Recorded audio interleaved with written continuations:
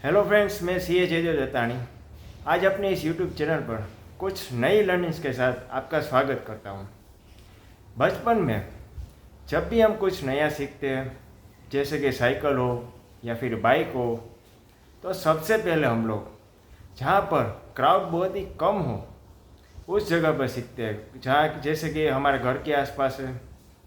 फिर बहुत समय तक हमारे घर के आसपास ही हम प्रैक्टिस करते हैं और फिर फाइनली एक लेवल ऑफ कॉन्फिडेंस आने के बाद ही हम लोग उसे जहाँ पर सिटी में क्राउड हो वहाँ पर चलाते हैं। स्टॉक मार्केट में कई बार बहुत सारे लोग कोई भी नई ट्रेडिंग स्ट्रेटेजी जब भी अपनाते हैं तो एक शॉर्ट टर्म में ज़्यादा प्रॉफिट मिलने के बाद ओवर कॉन्फिडेंस में आ जाते हैं और अपनी क्वांटिटी को ज़्यादा बढ़ा देते हैं। उससे होता ये है कि जब भी स्टॉक प्राइस नीचे जाता है तो ये एक साइकोलॉजिकली डिसीजन को इम्पेक्ट करता है।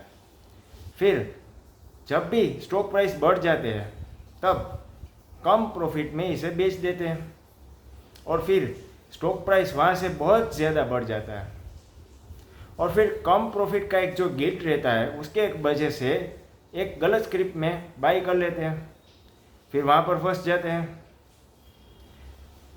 कोई भी ट्रेडिंग स्ट्रेटेजी जो होती है वो कभी भी 100% रिजल्ट नहीं देती है, क्योंकि स्टॉक प्राइस में अक्सर बहुत सारे एक्सटर्नल फैक्टर्स भी इसका इम्पेक्ट होता है, जैसे कि ग्लोबल न्यूज़ है और क्रूड प्राइस है, गवर्नमेंट पॉलिसीज़ होती है।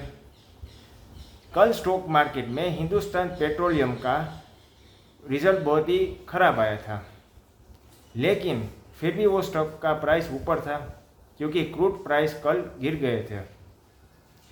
इसी तरह से कभी भी स्टॉक का क्वांटिटी है वो कभी भी एक साथ ज़्यादा बढ़ाना नहीं चाहिए। एक स्लो एंड स्टेडी मैनर में एक certain amount of profit achieve करने के बाद ही उसे बढ़ाना चाहिए।